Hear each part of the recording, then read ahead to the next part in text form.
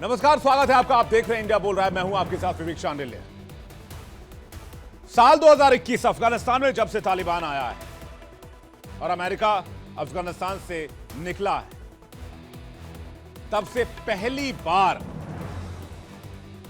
अफगानिस्तान के विदेश मंत्री आमिर खान मुत्तकी भारत के दौरे पर आए और ये खबर इंटरनेशनल हेडलाइन बनी हुई है, अंतर्राष्ट्रीय चर्चा का विषय।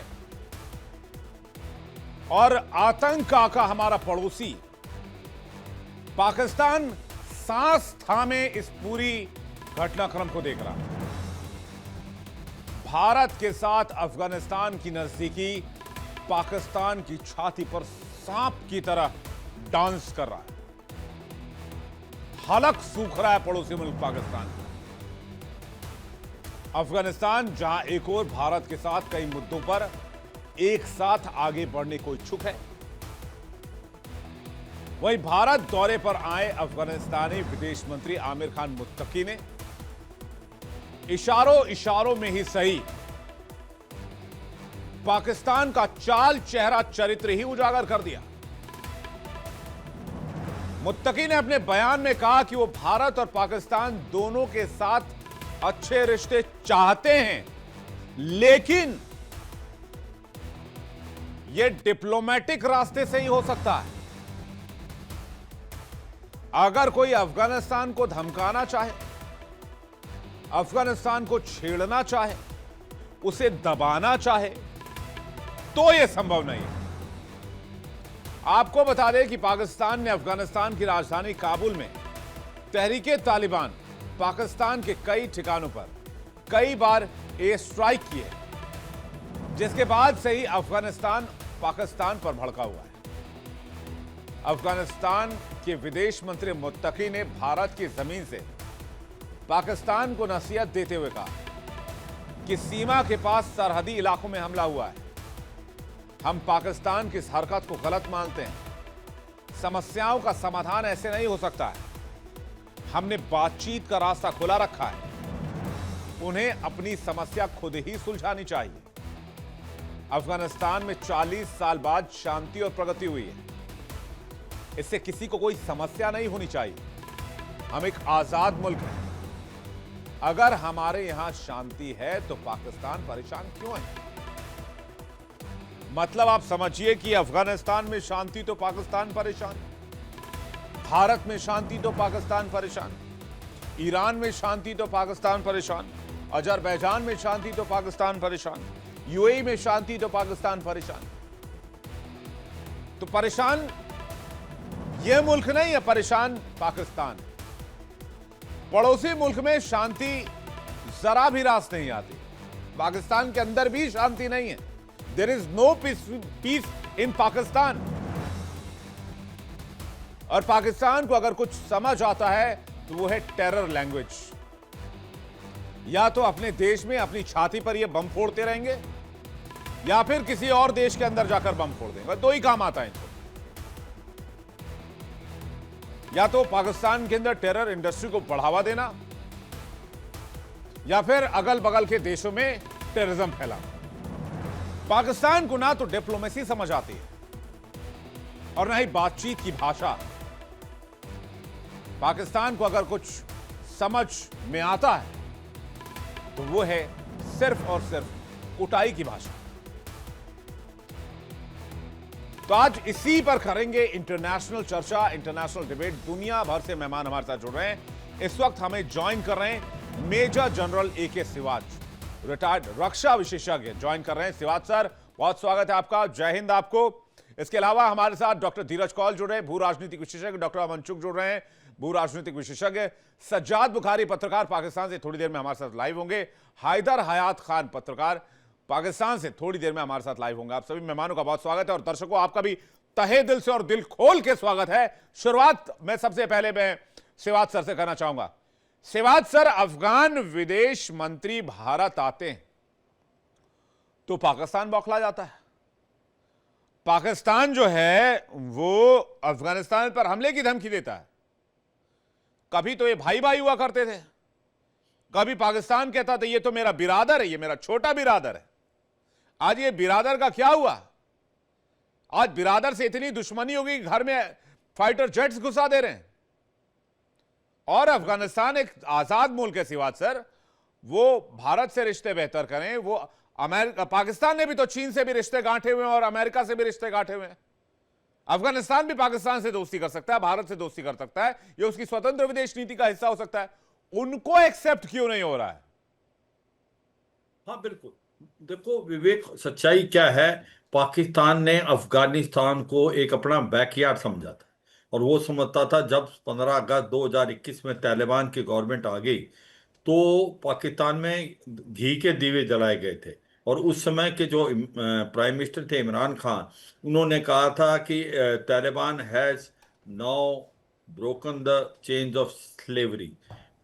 कहने का मतलब अफगानिस्तान ने अपनी स्लेवरी की चेन तोड़ दी है। मगर ये सच्चाई थी और उनको ऐसा लग रहा था कि अब वो स्ट्रेटेजिक डेप्थ मिलेगी जिसकी वो पाकिस्तान अभी तक कोशिश कर रहा था लेने की। मगर भारत को ये पता था कि अफगानिस्तान और पाकिस्तान के बीच में जो एक प्रकार से काफी प्रॉब्लम्स हैं, फोर्ट लाइंस हैं ज्यादा, और ये रिलेशनशिप ज्यादा देर चलेंगे नहीं, अगले 6 महीने में ये रिलेशन में तनाव आएगा। और वही हुआ। वो तीन ऐसी बड़ी चीजें हैं। एक तो अफगानिस्तान में जो गवर्नमेंट है अफगानिस्तान, वो ड्यूरल लाइन नहीं मानते। पश्तून जो है दोनों तरफ वो अफगानिस्तान में मिलना चाहते हैं, वो पाकिस्तान में भी हैं और वो एक प्रकार से अफगानिस्तान में। और तीसरा कि वो शरिया लॉ लाना चाहते हैं। मगर ये हुआ क्या कि उसके बाद 25 से 30 लाख के करीब जो रिफ्यूजी थे वो भी पाकिस्तान ने अफगानिस्तान की तरफ धकेल दिया। तो इनके रिलेशन में बहुत कड़वाहट आ गई, इसमें तो कोई शक नहीं है। और आज की तारीख में ऐसे हालात हुए कि पाकिस्तान ने अफगानिस्तान को ब्लेम करना शुरू कर दिया कि जो तहरीके तालिबान पाकिस्तान है, जिसको एक प्रकार अफगानिस्तान तालिबान बोला जाता है, वो उनको एक पर ये जो है अफगानिस्तान तालिबान पाकिस्तान तालिबान को एक बेसिस देता और वहीं से ये ऑपरेट करते हैं। और ऐसी नौबत आई कि आपस में भिड़ंत हुई इनकी, और कहीं ना कहीं 18 पोस्टों पे हमला किया था तालिबान की फौज ने, उसमें से 8 पोस्टें अभी भी उनके हाथ में। तो आज इनके रिलेशनशिप में बहुत खटास है और लड़ाई जैसी हालात हैं बॉर्डर पे। और आज देखें कि अमर खान जो मुत्की हैं, जो कि एक प्रकार से एक्टिंग फॉरेन मिनिस्टर, वो भारत में आए हुए हैं। उनको पता है कि भारत की अहमियत क्या है। देखो, भारत और अफगानिस्तान के रिलेशन हरदम अच्छे रहे हैं। कुछ एक समय था बीच में जहां रिलेशनशिप में थोड़ी सी कड़वाहट आई थी, क्योंकि हमारे पास एक प्रकार से कल्चरल भी हिस्टोरिकल रिलेशन बहुत ही अच्छे हैं। भारत ने जब कि 15 साल का एक जहां अमेरिकन थे, हमने $3 बिलियन वहां पर पैसा खर्च किया था। और हमारे जो प्रोजेक्ट थे वो एक प्रकार पार्लियामेंट भी हाउस बनाया, स्टेडियम भी बनाया, हॉस्पिटल बनाए, वहां पर स्कूल बनाए। और ऐसे में भारत एक ऐसा फर्स्ट नहीं आपका सिवाज सर, रिस्पॉन्डेंट था कि तब तो पाकिस्तान बड़ा खुश हो रहा था। हाँ पाकिस्तान बिल्कुल। कह मैं रहा ये था बात थोड़ा सा कि गई भैंस पानी में, आपके गए हाँ सारे इन्वेस्टमेंट डूब गए, अमेरिका निकल गया, अब आप क्या करेंगे? अब आप झुंझुना बजाएंगे? अब आपके सारे पैसे गए, अब तो पाकिस्तान हमारे कंट्रोल में होगा, अफगानिस्तान हमारे कंट्रोल में होगा। अब तालिबान हमारा बिरादर है, तालिबान हमारा भाई, हम जो तालिबान को बोलेंगे वही सुनेगा। बिल्कुल। मैं यही कहूंगा Vivek, but I am just winding up. मैं ये कहता हूं कि पाकिस्तान को कभी भरोसा भी नहीं था कि ऐसा होगा कि अभी अफगानिस्तान और भारत के रिलेशन इंप्रूव हुए और अब हम वो प्रोजेक्ट्स को पूरा कर रहे हैं। सबसे इंपॉर्टेंट चीज जिसकी अहमियत है वो है चाबार पोर्ट। ये सच्चाई है कि हम अफगानिस्तान में डायरेक्ट नहीं जा सकते थे क्योंकि पाकिस्तान राइट ऑफ वे नहीं देता था। हमने ईरान में चाबार पोर्ट को डेवलप किया और वो बाईपास करते हुए पाकिस्तान अफगानिस्तान, वो सेंट्रल एशियन स्टेट में, उसके बाद नॉर्थ साउथ ट्रांसपोर्ट कॉरिडोर को जोड़ता है, जी की ईस्ट यूरोप और रशिया को जोड़ता है। अगले 10 साल में 11% वर्ल्ड का ट्रेड यहां से जाएगा। तो ये हमारा एक मास्टर स्ट्रोक था, भारत ने जो करके दिखाया। अमेरिका ने भी इसमें साथ दिया। अमेरिका ने चाबार पोर्ट पे पहले सैंक्शन नहीं लगाई थी, मैं मानता हूं अभी उन्होंने सैंक्शन लगाई है। कहने का मतलब ये है भारत ने अपने कार्ड बहुत अच्छी तरीके से खेले। आज भारत और अफगानिस्तान की गवर्नमेंट के रिलेशनशिप बहुत अच्छे हैं। नहीं, हमने अब जो इस पर हमने स्टेबिलिटी रखा, हमने रिलेशन को फर्म रखा। हम ये कभी कूद के इधर, कभी कूद के उधर, कभी कूद के उधर, हम ये कूद फान नहीं करते, हम स्टेबल रहते हैं। पक्ष बिल्कुल, पाकिस्तान ने, विवेक, एक सच्चाई है कि उसने अफगानिस्तान का इस्तेमाल करने की कोशिश की। उसने बिल्कुल। अफगानिस्तान को अपना बैकयार्ड समझा। उसने उस पे ये सोचा कि हम जो कहेंगे अफगानिस्तान की जो तालिबान गवर्नमेंट तो ये मानेगी। हाँ। उसको ये नहीं पता था कि अफगानिस्तान के लोग जो हैं वो एक प्रकार से बहुत इगोइस्ट हैं, वो किसी के नीचे सिर नहीं झुकाते, और यही हुआ। उन्होंने जब बोला कि ये तालिबान जो है ये, क्योंकि टीटीपी आपकी तरफ बहुत ज्यादा झुकाव है, इसको बोले, उन्होंने साफ सुथरे में जवाब दिया, ये हमारी रिस्पॉन्सिबिलिटी नहीं है, आपके और टीटीपी के रिलेशन जो अगर अरे खराब भाई है साहब, तो आपने आप भाई रिजोल्व आपने करें। भाई भाई बोल के भाई पे ही बम बम बरसा दिया, फाइटर जेट्स घुसवा दिए टीटीपी के नाम पर। और बिल्कुल। अफगानिस्तान ये कहता रह गया कि भाई टीटीपी आपका मसला है, आप हमारे ऊपर क्यों डाल रहे हो? आपका एक्सीलेंट, आपका प्रॉब्लम एक्सीलेंट। है, आप ठीक करो। आप हमारे ऊपर मत चढ़ो, हमारा गिरेबा मत पकड़ो, हमारे पल्ले मत पड़ जाओ। तो ये अपनी प्रॉब्लम्स को हमेशा दूसरे की प्रॉब्लम्स बताते रहे। अब इनके इनके घर में कुछ होगा तो कहेंगे रा ने करा दिया, इसमें राम मुलविस है, इसमें इंडिया मुलविस है। अरे भाई, रा और इंडिया नहीं है, ये पाकिस्तान की ही के जो हैं वो मसले मसालात हैं जो सुलझा नहीं पा रहा है। हमारे साथ इस वक्त अमेरिका से डॉक्टर धीरज कौल जुड़ रहे हैं। धीरज कौल साहब, बहुत स्वागत है आपका। पाकिस्तान से हैदर हयात खान हमारे साथ जुड़े हैं, जर्नलिस्ट, सीनियर जर्नलिस्ट, स्वागत है आपका। और हमारे साथ बहुत ही सीनियर रिनाउंड जर्नलिस्ट पाकिस्तान से डॉक्टर सज्जाद बुखारी जुड़ रहे हैं। सज्जाद बुखारी जी, भी आपका बहुत बहुत स्वागत है। मैं जल्दी से हैदर हयात खान से समझूं कि भाई, आप लोगों ने तालिबान को एक तरह से नर्चर किया, बनाया भी, मैं तो ये भी कहता हूं बनाया ही आप लोगों ने, मैं क्या, ऐतिहासिक दस्तावेज यही बात कहते हैं। लेकिन इसके बावजूद आप लोगों के रिलेशन अफगानिस्तान से बुरे हो गए, और आज वही एलिगेशन आप अफगानिस्तान पे लगाते हैं कि भाई आपके यहां टेररिज्म है जो हमारे यहां आते हैं, और वही सेम एलिगेशन आप भारत पे लगाते हैं, वही सेम एलिगेशन आप ईरान पे लगाते हैं। आपके आरोप सभी मुल्कों के साथ एक जैसे हैं, यानी सारे मुल्क गड़बड़ है, सिर्फ आप ही ठीक हैं हयात साहब। बिस्मिल्लाहिर्रहमानिर्रहीम। बहुत शुक्रिया विवेक। देखें, इसमें कोई शक नहीं है कि जिस वक्त अशरफ गनी, जो कि भारत नवाज अफगान सदर था, जिस वक्त वो बरसर इक़्तिदार था अफगानिस्तान में, और उसके बाद जब अफगान तालिबान बरसर इक़्तिदार आए, तो पाकिस्तान को तवक्कुह इस चीज़ की थी कि अब पाकिस्तान और अफगानिस्तान के मामलात पहले से बेहतर होंगे, आपस में मामलात पहले से बेहतर होंगे। लेकिन जो कमिटमेंट्स उस वक्त अफगान तालिबान ने पाकिस्तान के साथ की, चूंकि ये जो सारा दोहा का जो पीस प्रोसेस था, उसमें समहाउ पाकिस्तान ने भी अपना एक बड़ा कलीदी किरदार अदा किया, उसको उस एग्रीमेंट को अपने मंतकी अंजाम तक पहुंचाने के लिए। तो उसमें अफगान तालिबान के साथ कई डायलॉग्स जो हैं वो इस्लामाबाद में भी रहे। मेरी खुद बड़ी मुलाकातें जो है वो अफगान तालिबान की लीडरशिप से रही इस सारे टाइम में, इस्लामाबाद में भी और कतर में भी। लेकिन उस वक्त जो अप्रोच हमें अफगान तालिबान में दिखाई दे रही थी वो यही थी, जो उन्होंने अग्रीमेंट के अंदर भी लिखा, कि अफगान सरजमीन किसी दूसरे मुल्क के खिलाफ इस्तेमाल नहीं होगी। अभी थोड़ी देर पहले यहाँ पर जनरल साहब बात कर रहे थे कि जिस वक्त अमेरिका अफगानिस्तान में मौजूद था, और जिस तरह मैंने पहले कहा कि अशरफ गनी जो भारत नवाज अफगान सदर था, उसके होते हुए भारत ने ठीक ठाक इन्वेस्टमेंट की अफगानिस्तान में, और उस इन्वेस्टमेंट की आड़ में भारत ने अफगान सरजमीन को पाकिस्तान के खिलाफ इस्तेमाल किया। और इसके वाज़े सबूत पाकिस्तान मल्टीपल टाइम्स दिखा चुका है, बता चुका है कि अफगानिस्तान के अंदर भारत के प्रॉक्सीज जो है उनके ट्रेनिंग कैंप्स मौजूद थे, भारतीय खुद उनको ट्रेन कर रहे थे। अब जो वहां पर इन्वेस्टमेंट की आड़ में जो कुछ हो रहा था, पाकिस्तान की तवक्को ये थी कि अफगान तालिबान के आने के बाद हालात वहां पर वैसे नहीं रहेंगे। इस वक्त अफगान तालिबान को मल्टीपल चैलेंजेस का सामना है। एक तो ये कि वहां पर मुख्तलिफ ग्रुप्स हैं जो इस वक्त इक्तदार में है, जिनकी गवर्नमेंट है, कोई वहां पे जो है वो किसी एक डायरेक्शन की तरफ जाता है, कोई दूसरी तरफ जा रहे हैं, तो वो लोग अपने आप को इकट्ठा नहीं कर पा रहे। एक ये भी बड़ी वजह है कि आज अफगानिस्तान और पाकिस्तान के मामलात जो है वो थोड़े से खराब हैं। दूसरा ये कि वहां पर एक बड़ा ग्रुप मौजूद है, मैं इस बात को ओपनली एक्सेप्ट करता हूँ, बड़ा ग्रुप अफगान गवर्नमेंट में मौजूद है जो पाकिस्तान के लिए एक सॉफ्ट कॉर्नर रखता है, जो चाहता है कि पाकिस्तान के साथ अच्छे ताल्लुकात हों। लेकिन इस वक्त मामला ये है कि कुछ मिसअंडरस्टैंडिंग्स की वजह से चीजें खराब हो रही हैं। माजी के कुछ महीनों में इनमें जो है वो ठीक ठाक जो है इजाफा हुआ है, मिसअंडरस्टैंडिंग्स दोनों के दरमियान बढ़ी हैं। लेकिन मैं ये समझता हूँ कि पाकिस्तान और अफगानिस्तान के दरमियान जो मामलात हैं ये सॉल्व हो जाएंगे, इसमें कोई मसले की ज्यादा बात नहीं है। इस वक्त कुछ मिसअंडरस्टैंडिंग्स जरूर मौजूद हैं, कुछ वक्त लगेगा, लेकिन उसके बाद मामलात बेहतर हो जाएंगे। और भारत जो एक मरतबा फिर अफगान तालिबान के साथ अपने मरासिम को बेहतर करने की कोशिश कर रहे हैं। माजी में भी हमने देखा कि आप लोग तालिबान तो तो आपका अफगान बिरादर था, तालिबान को लेकर आओ बिरादर अफगान चाय तालिबान पीते की बड़ी हैं। बुखारी साहब जुड़े हुए हैं। तालिबान तो बिरादर था, आओ बिरादर चाय पीते हैं, आओ बिरादर कहवा पियेंगे, कहवा, आओ बिरादर कॉफी पियेंगे, आओ बिरादर साथ में प्रोग्राम देखते हैं, आओ बिरादर आओ साथ में क्रिकेट देखते हैं। क्या हुआ आपकी डिप्लोमेसी का? बड़े डिप्लोमेसी का तो लोहा मनवाते हैं। हमने अमेरिका को भी साथ रखा, हमने चाइना को भी साथ रखा। आपसे बलूच लिबरेशन मजीद ब्रिगेड नहीं संभल रहा है, आप चले अमेरिका को संभाल लें। और बगल में अफगानिस्तान तालिबान नहीं संभल रहा आपसे। बुखारी साहब विदेश मंत्री आ गए यहाँ दौरे पर, आपके यहाँ तो फूंकने तक नहीं गए।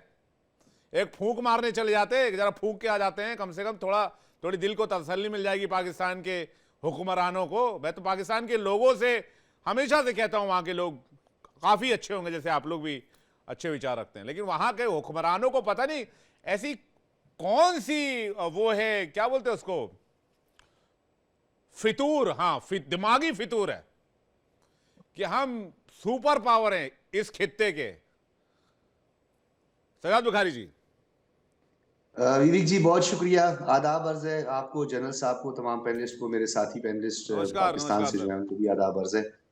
आपने सवाल अफगानिस्तान के हवाले से किया, तो मैं अफगानिस्तान की तरफ आते हुए, आपको पता है मैं तसलसल नहीं तोड़ता ना, तमहीद बांधना जरूरी होता है ना, तो मैंने कहा आपको अफगानिस्तान की फिक्र छोड़ें, आप एक और नई फिक्र में पड़ जाएं, क्योंकि इस टाइम $2.2 बिलियन के जो है ना वो JNC जो है वो आपका पड़ोसी जो है, जो एक टाइम में आप बड़ा उसके लिए मुफ्ती बानी तहरीक और ये और वो बड़े लंबे चौड़े आपने खाते खोले हुए थे, वो आजकल जो है अमेरिका से और बाकी चीन से भी बिलखुसूस उसका एग्रीमेंट हो गया है, उसकी फिक्र करें। अफगानिस्तान की जहां तक बात रही, तो मेरे जो साथी हैं इस वक्त पाकिस्तान से, उन्होंने माजी का कुछ जिक्र किया, तो उनकी बात को थोड़ा और आगे बढ़ाता चलो। एक बात याद रखिएगा, ये मामला सिर्फ हामिद करजई का, अशरफ गनी का नहीं, बल्कि अब्दुल्ला भी जो थे वो भी नॉर्दर्न अलायंस को और पंशेरियों को जो लीड करने वाले थे, वो आज भी ये ऑल इंक्लूसिव गवर्नमेंट में शामिल है। अभी तो मतकी आए हैं, उससे पहले ज़बीउल्लाह मुजाहिद भी हमसे वादे कर चुके हैं कि पाकिस्तान की सरजमीन इस्तेमाल नहीं होगा। दोहा का जो 7वां राउंड था और 8वां राउंड था, उसमें भी हमारे साथ यही कमिटमेंट की गई थी, और अपनी पहली प्रेस कॉन्फ्रेंस में ज़बीउल्लाह मुजाहिद ने यही हमसे कमिटमेंट की थी। अब आते हैं अफगानिस्तान के हवाले से, तो अफगानिस्तान के साथ जो हमारे जुड़े हुए रिश्ते हैं ना, उनको आपके कुछ चंद लोग जो है वो या कुछ एक आध एम्बुलेंस देकर या उनका कोई थोड़ा बहुत इंफ्रास्ट्रक्चर बहाल करके आप उनको जो है ना वो बहका नहीं सकते, क्योंकि उसकी एक वजह यह है कि मुल्ला उमर जो है ये उसी का एक नजरिया था, क्योंकि मुल्ला उमर जो है कंदहार के एक मदरसे से पढ़ा हुआ, और उसके बाद उसने जो अज़म था उसका, उसमें हमेशा पाकिस्तान के साथ अच्छे ताल्लुकात थे। अब जो है ये थोड़ी सी मजबूरी इनकी ये है कि ये ऑल इंक्लूसिव गवर्नमेंट है, तो इसमें पंशेरी और नॉर्दर्न अलायंस के वो लोग जो कि कत्लो गारत में मुलविस रहे हैं, और आपके साथ जब ट्रेनिंग होती थी ना, अफगानिस्तान के लोगों को आप बुलाते थे वहां और ट्रेनिंग देते थे, याद है ना, हमारा डोजियर भी जमा हुआ है, आप जाएं जरा UN में जाके चेक करें, हमने डोजियर भी 62 से ज्यादा आपके कैंप जो है वो बताए हैं पूरी दुनिया को जाके। तो अफगानिस्तान की फिक्र मत करें, वो हमारा पड़ोसी है। पाकिस्तान खुलेआम आतंकियों को ट्रेनिंग दे, तो कंक्लूड कर दे देना, कंक्लूड तो करने दे। अच्छा ठीक है, आप कंक्लूड कीजिए, फिर मैं कंक्लूड करूंगा, आप कर लीजिए पहले। जी, कंक्लूड ऐसे करता हूं कि अफगानिस्तान और पाकिस्तान के साथ जो हमारी सरहदें जुड़ी हुई हैं ना सर, चाहे वो चमन से जुड़ी हों, तोरखम से जुड़ी हों, पक्तिका, निंगरहार, कुनड़, और फिर उसके बाद हमारा जो गिलगित बल्तिस्तान तक जो है ना जो सरहदें जुड़ी हुई हैं, उन सरहदों की कुछ स्केटर्ड पॉपुलेशन है, जहां पे हम पहले भी कहते रहे कि यहाँ से कुछ टेररिस्ट जो हैं, TTP के टेररिस्ट, वो यहाँ से ऑपरेट करते हैं, तो आप इनको कोशिश करें। लेकिन वो बार बार ये भी कहते रहे, हमें उनकी मजबूरी का भी पता है कि वो इतने वेल इक्विप्ड नहीं है, वेल आर्म नहीं है, तो वो जो है इन TTP के लोगों को मार सके। उन्होंने खुद कहा है कि वहां 60% से ज्यादा जो है हमारी रिट ऑफ द गवर्नमेंट नहीं है, यही तमाम सुदूर भी यही बात कह चुके हैं। आप बिल्कुल टेंशन न लें, आप अपनी फिक्र करें, आपकी नैया डूब रही है, लद्दाख में मामलात आपके लिए खड़े हो गए, बांग्लादेश का मामला आपके लिए खड़ा हो गया है, नेपाल, भूटान, श्रीलंका ने तो पहले आपको जो है ना वो सुर्ख झंडी दिखाई हुई है, आप उधर से फिक्र, आप आइसोलेट हो गए हैं। तो जब बंदा आइसोलेट हो जाता है तो फिर आप लोगों की तरह तड़पता है, वो क्या कहते हैं, झुलसना होता है, कपकपाहट होती है, घबराहट होती है, जलन होती है, मिर्च लगती है, शदीद तकलीफ और पेन होती है। पेन किलर का इस्तेमाल करें, सुबह दोपहर शाम जनरल आसिम मुनीर का नाम लेकर पानी में घोल के पिया करें। हमारा pain killer number 1 pain killer का नाम है ब्रह्मोस, वो हम दुनिया को देते हैं। जब पेन बढ़ जाता है तो पेन किलर 10 मई को उसका पेन किलर से दे देते हैं। जब पेन बढ़ने लगे पेन किलर जाता है, हम पेन किलर लाते नहीं है। तो और दूसरी बात जो आपने की, ट्रेनिंग देने वाली बात, हमने अफगानियों को स्ट्रेंथन किया, उनको ट्रेनिंग दी, उनको लॉ एंड ऑर्डर चलाना सिखाया, उनको हमने सहूलियतें दी, उनके यहाँ इन्वेस्टमेंट किया, उनके यहाँ इंफ्रास्ट्रक्चर बनवाए। आप लोगों ने क्या किया? आप लोगों ने फाइटर जेट भेजे, आप लोगों ने रॉकेट भेजे, आप लोगों ने मिसाइल भेजे, आप लोगों ने अफगानियों को मार मार कर बाहर निकाला, आप लोगों ने बॉर्डर पर उनकी पिटाई की, आप लोगों ने डूरन लाइन पर अफगानियों पर गोले बारूद बरसाए। आपने क्यों इंफ्रास्ट्रक्चर बना के आप दिया? लोगों ने, अरे भाई हमारा पड़ोसी, हम हेल्प करेंगे, हमारा पड़ोसी हम हेल्प करेंगे। हर पड़ोसी पाकिस्तान थोड़ी होता है जो सिर्फ पिटने के लिए बना हो। कुछ पड़ोसी प्यार करने के लिए भी बने होते हैं। हमारा पड़ोसी है, हमारा बिरादर है, प्यार करेगा। सजाद बुखारी जी हमारा बिरादर है, जरूरत क्या थी? हमारा बिरादर है सर, आज हमारा पड़ोसी है, आप फिक्र न करें। हमारा पड़ोसी, हमारा बिरादर है, अफगान भाई हमारा दोस्त है। सर आप तुरबुर बोला करें, तुरबुर, वो आज भी हमारा तुरबुर है भाई साहब। आपको इतनी मिर्ची क्यों लग रही है मुत्तकी साहब भारत आए तो? यार मुझे तो कोई मिर्ची नहीं लगी, आप तकलीफ आपको हो रही है यार। वॉशरूम बनाए अफगानिस्तान, आपने अफगानियों को मार मार कर बाहर निकाला पाकिस्तान से। इतिहास इस बात का गवाह है। अफगानी जिस दिन घुस गए लठ लेके, वो सोचिएगा कि आप लोग क्या करेंगे। आप तो खैर बच जाएंगे, बॉर्डर पर रहने वाले लोग क्या करेंगे? खुद तो कुछ कर नहीं सके। अफगानी ये कर देंगे, बीएलए ये कर देगा, खुद तो कुछ कर नहीं सके। यही तो ठुकाई होके चुप होकर बैठ गए। देखिए ये गलत बात, यही बोल बोल के रोज बीएलए का अटैक करवा दे रहे कि बीएलए कुछ कर नहीं पा रहा है। ये वीडियो बीएलए वालों के पास पहुंचता है, बीएलए वाले लोग बम लेके चढ़ जाते हैं। मत बोलिए ऐसा, उनको चैलेंज मत कीजिए आप। मैं नहीं चाहता हूं मेरा कोई शो इस चीज का कुछ जरिया बने। आपका चैलेंज करने से दिक्कत वहां पाकिस्तानियों को हो जाती है। मैं धीरज कौल जी से एक आंसर लेना चाहूंगा कि इस रीजन में अगर भारत अफगानिस्तान रिलेशन को कैसे देखेंगे। उसके बाद डॉक्टर अमन चुग इस वक्त हमारे साथ जुड़े हैं। अमन चुग जी बहुत स्वागत है आपका। डॉक्टर धीरज कौल, पहला रिएक्शन आपसे। नमस्कार, thank you for having me on the show. और पहले तो आप सबको मुबारक, क्योंकि लास्ट शो पे मैंने आपको बोला था सीज फायर होगा और हो गया। चलिए बहुत बहुत धन्यवाद आपको, मुबारक, पूरी दुनिया को मुबारक। लेकिन सीज फायर और एक और बात, मैंने ये भी बात बोली थी कि अगले 3 से 6 महीने के अंदर हमको रशिया यूक्रेन में बहुत स्ट्रॉन्ग डेवलपमेंट दिखेगी और शायद इंडिया के एक्स्ट्रा 25% टैरिफ भी जाएंगे। So let's pray for that. अब आप जो सवाल पूछ रहे हैं मुझसे, वो बहुत इंपॉर्टेंट है। मैं उसको एक अलग एंगल से देखता हूं। मैं ये देखता हूं कि इससे भारत और अफगानिस्तान को म्यूचुअली क्या बेनिफिट मिलेगा। शायद आप ये नहीं जानते कि अफगानिस्तान के अंदर रेयर अर्थ, कॉपर, मैग्नीशियम, मैं 5 ऐसे और नाम ले सकता हूं जिसका $1 ट्रिलियन का जखीरा है। और वो भारत को उन्होंने पहले भी अप्रोच किया था और शायद अब इस मीटिंग के अंदर एक कन्वर्सेशन होगा, क्योंकि पाकिस्तान के साथ उनका रिलायबिलिटी डेफिसिट है। चाइना के साथ वो बिल्कुल उलझना नहीं चाहते। इतना ये टर्मिनोलॉजी इतना हार्ड देते हैं ना कौल साहब। 36 का आंकड़ा पाकिस्तान के साथ, ये इजी टर्मिनोलॉजी है, हर आदमी समझ जाए। करेक्ट, ओके, तो उनका बोलिए 36 का आंकड़ा है। ओके, 36 और 42 व्हाटएवर का आंकड़ा है। और अमेरिका के साथ अभी भी उनके वूंड ओपन हुए हैं, क्योंकि बगराम बेस को वो वापस मांग रहे हैं। और भारत की एक बहुत बड़ा एरिया जिसके अंदर डोमिनेंस है, उसको आप जानते हैं, इलेक्ट्रिसिटी कंडक्शन और ग्रिड फॉर्मिंग, जो अफगानिस्तान में एक अर्जेंट नीड है।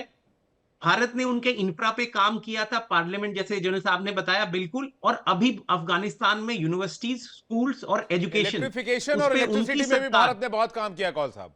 हाँ, और आपको जान के हैरानी होगी कि Taliban is pushing for hi-tech education. इसके अंदर भारत के आईआईटीज के साथ भी उनकी कन्वर्सेशन होगी। मेरे खुद मित्र हैं आईआईटी के अंदर, उन्होंने मुझे इंफॉर्मेशन दी है, जो एक बहुत वेलकमिंग स्टेप है।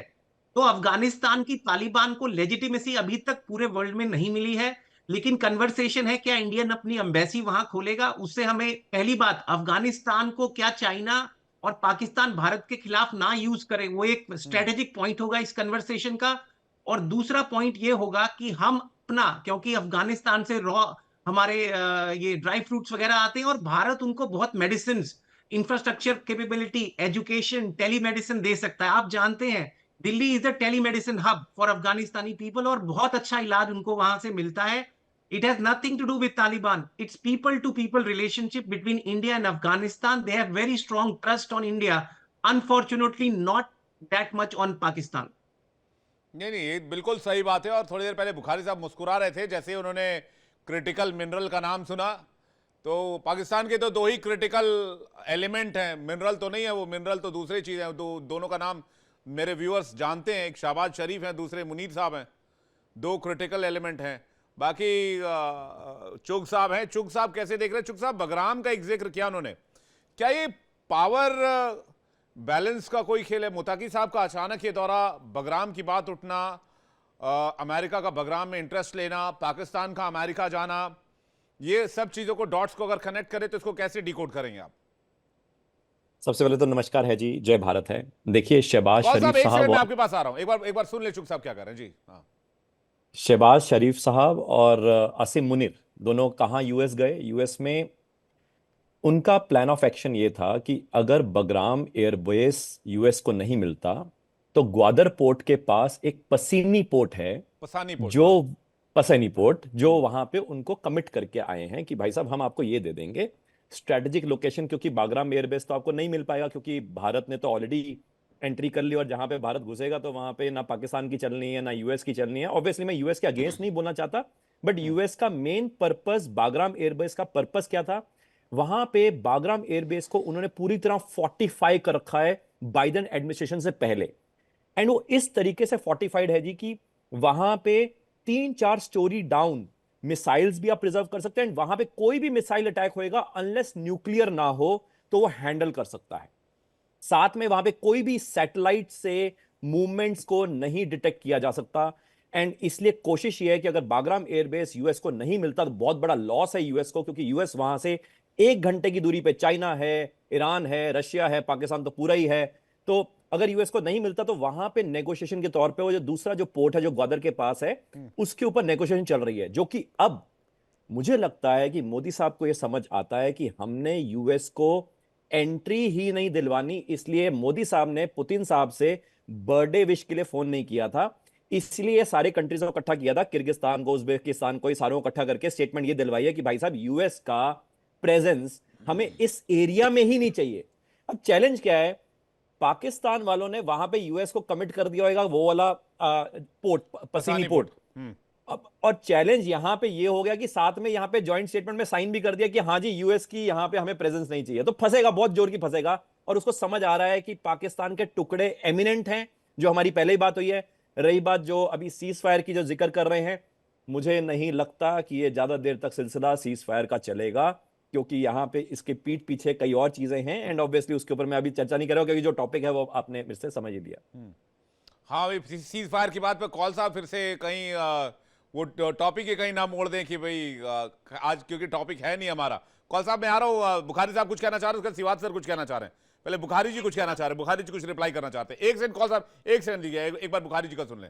जी सजाद बुखारी जी। सर मैंने कहा ये जो मेरे भाई अभी बात कर रहे थे जिन्होंने सिंदूर भी लगाया हुआ है माथे पे, तो उन्होंने अभी एक बात थोड़ी देर पहले जो तबसरा किया था, मैंने तालियां भी उस पर बजाई।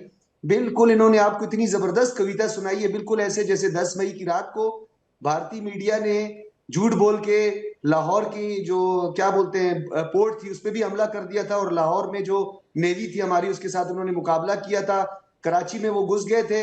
इन्होंने आपको झूठ का एक लेक्चर दिया है और भाषण दिया, और अभी कहते हैं मैं अमेरिका के मुखालिफ बात नहीं कर सकता। आप अमेरिका के मुखालिफ क्यों बात नहीं कर सकते? डरते हैं?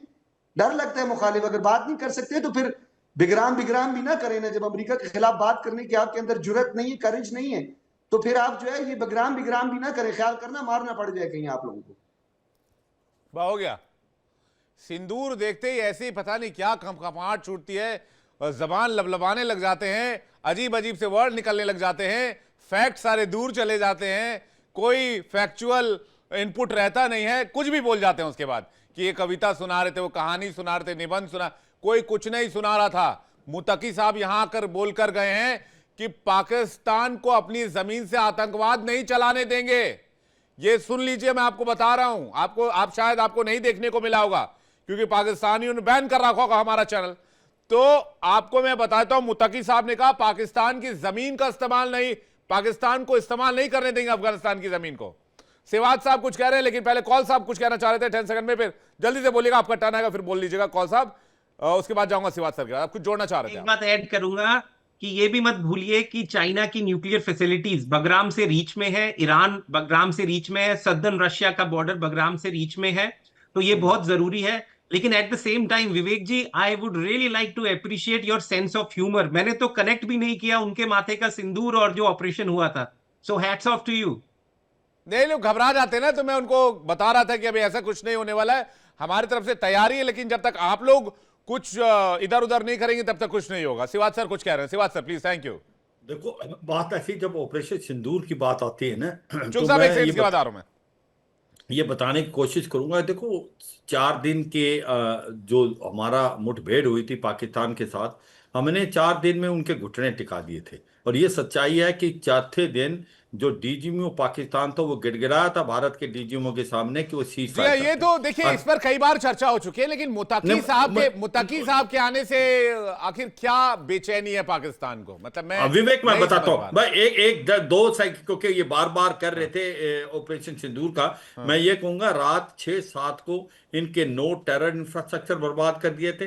इनके लश्कर तोबा जैसे मोहम्मद हिजबुल मुजाहिदीन के पूरे हेडक्वार्टर और 100 से ज्यादा आतंकवादी। और ये रात 9-10 की बात करें कि 11 अच्छा, एयरफील्ड मैं इनके किसी फाइटर पायलट का कोई वो देख रहा था आजकल सोशल मीडिया पे, तो वो चलते चलाते रहता है ना, वो रील वील कुछ कहते हो आता रहता है, तो मैं देख रहा था कोई कह रहा कि हमने 20 तैयारे उड़ा दिए। मैंने बोला ये तो कि भाई झूठ के फेंकने की परंदे, हाइट होती है, फेंको तो कम से कम इतना, जैसे शहबाज शरीफ ने कहा कि 4 गिरा है, तो पाकिस्तान वालों ने डाउट कर लिया 4 गिरा सकते हैं, तो फेंकवाया फिर डोनाल्ड ट्रंप से, डोनाल्ड ट्रंप ने फेंका 7 गिरा दिए। उसके बाद वहां के फाइटर पायलट कह रहे हमने 20 गिरा दिए। गजब कमाल है। बिल्कुल, हाँ, बिल्कुल। मैं ये कहूंगा, देखो कि हमने 9-10 की तारीख को इनके जो नूर खान, सरगोदा, बलौरी, जकोबाबाद, रहीम यार खान, स्कार्दू, इनकी एयरफील्ड में हमने इनके communication system, command control system, radar, इनके रनवे, इनके एवैक्स काफी बर्बाद किए थे। बस इतनी बात बहुत है कि पाकिस्तान के घुटने वाकई टिक गए। मगर अब बात आती है जो आमिर खान मुत्तकी की। अब सच्चाई यह है कि इनके सबको, पाकिस्तान को ये लग रहा है वो अफगानिस्तान जिनको इसने पाला पोसा था, तालिबान को, स्पेशली हकानी नेटवर्क को, आज वो उनका दुश्मन बन गया। आज इनकी 8 पोस्टें उन्होंने कैप्चर करी हुई है और भारत के साथ अच्छे रिलेशन हो गए। और ये देखें कि ये जो 1 दिन की विजिट नहीं, ये 8 दिन की विजिट है।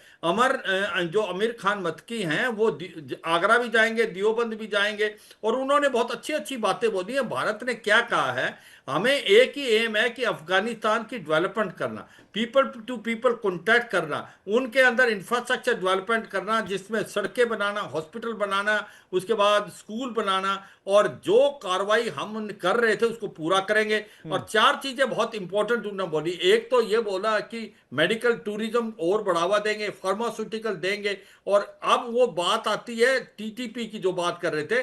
सच्चाई है, पाकिस्तान को अंदर झांकना पड़ेगा कि कोई भी तारीके तालिबान पाकिस्तान को आसमान से तो गिरा नहीं, ये तो पाकिस्तान ने खुद क्रिएट किया है। क्योंकि पाकिस्तान के पास जब हिलेरी क्लिंटन भी 2013 में आई थी सेकंड स्टेज, उसने कहा था कि आप घर में सांप पालेंगे और ये सोचेंगे कि आपके पड़ोसी को डसेगा, एक दिन आपको डसेगा। तो ये तारीके तालिबान पाकिस्तान तो क्रिएशन है। अभी ये किसको ब्लेम कर रहे हैं? अफगानिस्तान को। अफगानिस्तान ने बोला भाई भारत ने पहला फुसला दिया। अब भारत का उसमें कोई रोल नहीं है। ये बार बार हमने इतनी बार डोजियर दिए, हमने 26-11 के आपको 35 बार डोजियर दिए, आपने उसका कुछ किया? आपने आतंकवाद के अलावा कुछ और की कार्रवाई? 100 जो टॉप टेररिस्ट है वर्ल्ड के, वो 87 वो है जो पाकिस्तान के हैं या उसकी रूट्स हैं। तो ये सच्चाई है, जो पाकिस्तान में चाहे बलूचिस्तान में हो रहा है या खैबर पख्तूनख्वा में हो रहा है या जो पीओजे के में हो रहा है, वो आपकी क्रिएशन है, वो किसी और की नहीं है। ये आप अंदर अच्छा, थोड़ी देर पहले तो आप मुझे सज्जाद बुखारी जी मेरे पैनल में बैठकर मुझे J-10C की धमकी दे रहे थे। बुखारी साहब, J-10C ना बांग्लादेश को जो चाइना दे रहा है वो कबाड़ है, जो 193 में से बांग्लादेश को छोड़कर कोई दूसरा मुल्क लेना भी नहीं चाहता है। नेपाल भी नहीं खरीदेगा। और छोड़ दीजिए आप कोई दूसरे देश की बात करना। J-10C वो कबाड़ है। बिल्कुल, एक चीज ऐड करूं, आपको J-10C इतना पसंद है, आप क्यों नहीं दूसरे देशों को एक्सपोर्ट कर देते J-10C? बिल्कुल। मैं एक चीज कहूं कि जब लड़ाई हुई थी तो चाइनीज का जो इक्विपमेंट था, PL-15, JF-10C, J-17, HQ-9, HQ-15 air defence system सब फेल हो गए और पूरा हो गया सर। रनवे में तो ये असलियत है। रनवे में इसीलिए पाकिस्तान भाग रहा है अमेरिका की तरफ। नूर खान, रनवे में इतना बड़ा गड्ढा, कोई हथियार दे दो हमें। एयर स्ट्रिप पर इतना बड़ा गड्ढा पाकिस्तान के पूरे नक्शे में नहीं होगा। चांद पर इतना बड़ा क्रेटर नहीं होगा जितना बड़ा इनके रनवे पर गड्ढा हो गया। बिल्कुल, पूरे मून वो पर हो इतना गया बड़ा नूर क्रेटर खान नहीं में। हुआ। हयादार हयात साहब कुछ कहना चाह रहे हैं, और मैं हाँ बता दूं तेजस वेजस की भी डील होने वाली है अफगानिस्तान के साथ, तो अगली बार बिल्कुल उधर से होने वाली। अगर भेजा ना F-16 तो हो सकता है इधर से तेजस घुस जाके पाकिस्तान के अंदर, देख लीजिएगा सज्जाद बुखारी जी। फिर हालांकि ज्यादा इंफॉर्मेशन मैं देना नहीं चाहता, क्रिटिकल इंफॉर्मेशन है, शेयर कर दूं, पता नहीं आप ISI पता नहीं कहां पहुंचा दें आप। हाँ हैदर हयात साहब, हाँ कुछ लपेट रहे थे थोड़ी देर देखिए पहले अभी आप। थोड़ी देर पहले अभी थोड़ी देर पहले यहाँ पे जनरल साहब जो है ना वो एक कहानी सुना रहे थे ऑपरेशन सिंदूर से मुतल्लिक। इनको पता नहीं कहाँ से ये सो के उठते हैं, फिर इनको याद आ जाता है कि पाकिस्तान ने हमारी इतनी फेंटी लगाई, इतना हमें मारा, और उसके बाद फिर ये अपने लोगों को उल्लू बनाने के लिए, बेवकूफ बनाने के लिए ये इस तरह की कहानियां गढ़ते हैं। हकीकत जनरल साहब हयात मुझे साहब पता है, कोई जनरल फोटो साहब होगा, विवेक मुझे कोई कंप्लीट करने इमेज दो यार, होगी, थोड़ा सा तो बोलने दो। तो खाली मैंने बड़ी देर ज़बानी वेट जमा किया, खर्च है भाई साहब। मुझे थोड़ी देर बोलने आप तो दो बोल, भाई। देखिए मैंने मैं बड़ा देर बोलने वेट से किया आपको है, बिल्कुल मैंने नहीं बड़ी रोकूंगा। झूठी आप कहानियां सुन जानते ली हैं हैं। हमारे अब चैनल में थोड़ा मैं सा आपको सच भी बिल्कुल सुन लो। बोलने से नहीं रोकूंगा। विवेक मैं कह रहा हूं बस एक सैटेलाइट इमेज दिखा दें भारत के कौन से इलाके में थोड़ा सा नुकसान हुआ। सच सुन चलिए लो ना, थोड़ा सा सच सुन लो। ये देखो आप ना, मुझे एक जनरल साहब सैटेलाइट कितने इमेज झूठ दिखा दें, सुने आप हैं। कहें तो मैं आपको थोड़ा दिखा सा देता सच हूं। सुन लो, थोड़ा सा सच सुन लो। मैं बता दे तो सैटेलाइट इमेजेस को गोली मारो, जाके अपनी फिजाइया के सरबराह से पूछो। सैटेलाइट इमेजेस को गोला मारो, जाके पूछो एयर चीफ, आप लोगों के जो चीफ ऑफ डिफेंस स्टाफ है जनरल अनिल चौहान से, जिन्होंने आके कहा कि हमारी फिजाइया का नुकसान हुआ है, उसको जाके पूछो। अगर उसके ऊपर भी यकीन नहीं है तो आपका जो इंडोनेशिया का दिफाई अरे अताशी था आपके पास कैप्टन शिव सैटेलाइट नहीं है कुमार, तो चाइना से ही उसको मांग लिए होते उसको जाके सैटेलाइट भाई पूछ लो। साहब।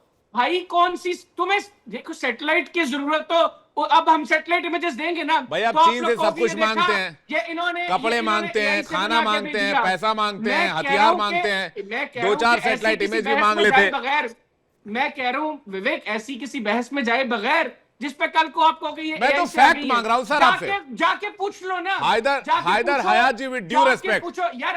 आपने मैं आपसे देखो, विवेक, फैक्ट आपने मांग रहा हूं और सबको क्या सुना मांग रहा है। हूं।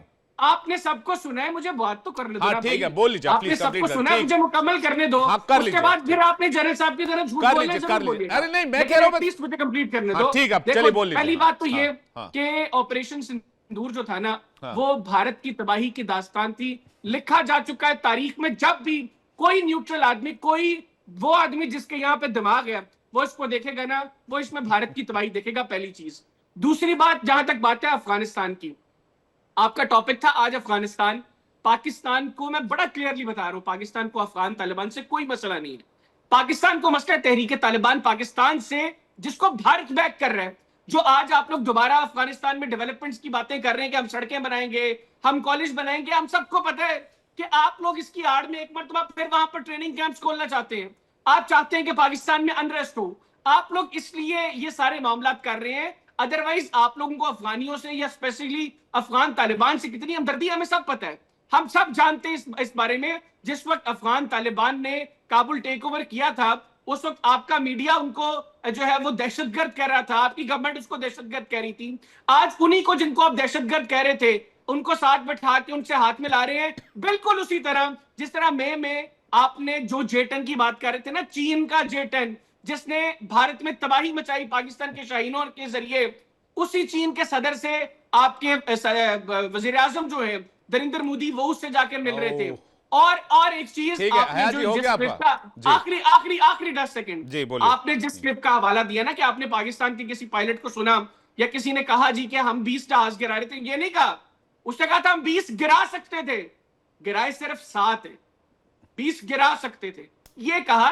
तो जरा पूरी इंफॉर्मेशन दिया करो। जिस तरह आप लोग 9 और 10 मई को अपनी आवाम से झूठ अच्छा, बोला, आपने छोड़ दो ये झूठ बोलना। और अब इसके बाद आपने शाहीन का जितना नाम ले झूठ लिया बोलने आप दोबारा था। बोलिए। चोक साहब कुछ कहना चाह रहे हैं। चोक साहब, शाहीन का नाम लेते हैं मुझे अचानक से एशिया कप याद आता है, फिर 4-0 याद आता है, फिर मैं उसको याद करना नहीं चाहता, फिर मैं उधर जाना नहीं चाहता, फिर शाहीन से बार बार चीजें रिकॉल हो जाती। खैर, इन्होंने चाइना से सारी टेक्नोलॉजी लेते हैं, चाइना से सब सामान लेते हैं, रोटी, कपड़ा, मकान, हथियार, technology, cyber technology, internet technology, सारी टेक्नोलॉजी लेते हैं, पैसा लेते हैं। तो चाइना से 4-5 सैटेलाइट इमेज क्यों नहीं ले सकते? ये ऑपरेशन सिंदूर की बात रही, हमने कई बार चर्चा कर ली है, और अब इसको टाइम देना, ये अब थोड़ा सा मुझे लगता है कि इसको अब बाल की खाल निकालने के बराबर है, और इस बहस में पड़ना नहीं चाहिए, क्योंकि हकीकत चेंज नहीं होगी, पहली बात। दूसरी बात, ये जो स्ट्रेटेजिक लोकेशन की बात की जा रही, पाकिस्तान को अपने लोकेशन पे बड़ा फख्र होता है कि भाई पाकिस्तान की स्ट्रेटेजिक लोकेशन बहुत महत्वपूर्ण है। अफगानिस्तान की जो स्ट्रेटेजिक लोकेशन है वो पाकिस्तान से भी ऊपर है, और भारत का एक्सेस अफगानिस्तान में बढ़ता हुआ देखकर या फिर तालिबान से नजदीकी देखकर मुझे लगता है कि पाकिस्तान के साथ साथ अमेरिका भी कहीं ना कहीं इस बात में अपनी जो रणनीति स्ट्रेटेजी उस पर काम कर रहा होगा कि इस रीजन में इंडिया का ये जो भी कनेक्टिविटी बढ़ रही है अफगानिस्तान के साथ या रिलेशन बढ़ा वो उनके लिए और पाकिस्तान के लिए दोनों के लिए ठीक नहीं है। देखिए, मैं ना 3 एंगल पे चर्चा रखूंगा, मगर वो 3 एंगल देने से पहले मैं उनको ये बताना चाहता हूं कि आप ही के जो प्राइम मिनिस्टर है और आप ही के जो एयर चीफ मार्शल जिनको प्रमोट किया गया है, उन्हीं की स्टेटमेंट बड़ी कॉन्ट्रैक्टिंग रही है। कभी कहते हैं 5 है, कभी कहते हैं 7 है। तो उनका कॉन्ट्रैक्टिंग, पहले तो उनको डिसाइड करने दो कि 5 है 7 है, पहले डिसाइड कर लें, फिर आई थिंक रिप्लाई देना बेहतर रहेगा। दूसरा, ये जो ऑपरेशन सिंदूर या जो माथे पे लगा हुआ तिलक या सिंदूर इसलिए डर रहे हैं क्योंकि इनको पता है अगले 1-2 साल में इन्हीं की टेरिटरी में कई लोग जो हैं वो वापस तिलक लगाएंगे और इनको परेशानियां मोल होंगी। और इनको समझ आ रहा है, जैसे कि पीओके में, बलूचिस्तान में, कई जगह इनको समझ आ रहा है। अब आते हैं 3 एंगल पे। देखिए, सबसे पहले समझते हैं ओवरऑल टेररिज्म के इंडेक्स पे इस टाइम पे बुर्किना फासो के नीचे पाकिस्तान है, सेकंड नंबर पे, यानी कि पाकिस्तान है टेररिज्म इंडेक्स पे। यानी इसका मतलब ये तो पता ही है डिक्लेयर्ड टेररिस्ट कंट्री है, मगर ये यूएस की ऑफिशियल लिस्ट है। साथ में यूएस का न्यूयॉर्क टाइम्स का आर्टिकल है जी, जहां पे वो कहता है Pakistan fights its fiercest insurgency of Taliban. मैं यहां पे ये एंगल इसलिए दे रहा हूं क्योंकि कहीं ना कहीं ट्रंप का जो झुकाव है पाकिस्तान की तरफ, उसका एंगल मैं अभी थोड़ी देर तक बताता हूं सेकंड वर्जन में। मगर ट्रंप ने गलती क्या करी, ट्रंप ने जैसे सोशल मीडिया पे चालू हो जाते तो उसने सोशल मीडिया पे ये कह दिया कि भैया तालिबान से कहा नहीं या पूछा नहीं और सीधा बोला बागरान एयरबेस मेरे को चाहिए। पॉइंट ये है, प्राइवेट नेगोशिएशन करता, शायद तालिबान उनसे बात भी करता, मगर सिंस उन्हें सोशल मीडिया $1 बिलियन पे शायद वो अग्री है पर ईयर या फिर ऐसा कुछ। हाँ, पॉइंट है कि वो बड़ा बड़ा ऑटोक्रेटिक स्टाइल था, मतलब मेरा कहने का मतलब ये है। अब ऑब्वियसली ये सारों को पता है कि अफगानिस्तान में ना ब्रिटिश टिक पाए, ना सोवियत टिक पाए, ना यूएस टिक पाए। एंड अब जो साथ में जो इनको दुखती रह गए वो ये है, इसको सुनना ध्यान से, वेस्टर्न साइड से अफगानिस्तान की तरफ से जितनी भी नदियां बह रही हैं, काबुल है, खुर्रम है, वगैरह वगैरह, वहां से पानी रोकने की कोशिश रहेगी। मैं आपको बताने की कोशिश कर रहा हूं जो इनको समझ आ रहा है। इनको प्रॉब्लम ये हो रही है, यहां से पानी कभी आता है, कभी ज्यादा चला जाता है, कभी आता ही नहीं। और वहां से भी अगर हो गया, आप समझिए ये जो पाकिस्तान की जो स्ट्रैटेजिक लोकेशन जो अभी हमने थोड़ी देर पहले बात करी, अगले 1 साल में, ज्यादा समय नहीं है, अगले 1 साल में इनको स्ट्रैटेजिक लोकेशन जो पाकिस्तान है उसके टुकड़े होते हुए दिख जाएंगे। एंड उसी के लिए मैं आपको एक थर्ड एंगल दे रहा हूं, जहां पे यूएस के न्यूयॉर्क टाइम्स आर्टिकल में मेंशन्ड है कि बलूचिस्तान में पिछले 1 साल में 200 अटैक्स हुए हैं और खैबर में अंदाजन 300 अटैक्स हुए, यानी कि पर डे मोटा मोटा 2 अटैक्स मान सकते हैं दोनों जगह। इसका मतलब ये जो अटैक्स हैं ये कहीं ना कहीं फ्रीडम मूवमेंट है बलूचिस्तान की भी और खैबर की भी। अब आते हैं तीसरा एंगल।